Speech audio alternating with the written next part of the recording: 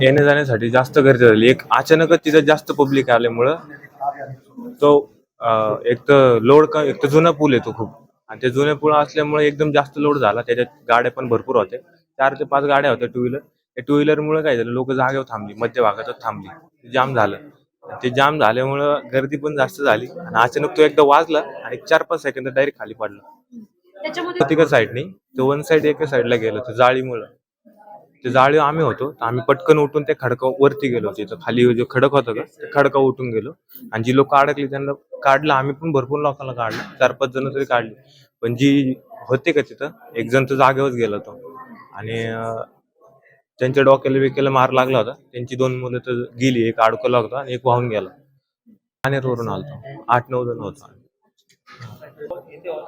तो पूल एक तर खूप थोडा नॉर्मल तर हलतोच, पण यावेळी जरा जास्त लोड वाजला, डायरेक्ट खाली पडला तो. तुम्ही यापूर्वी सुद्धा या ठिकाणी आले होते का हो, पहिल्यांदाच खूप आले? नाही खूप वेळा आलेलो आम्ही तिथे.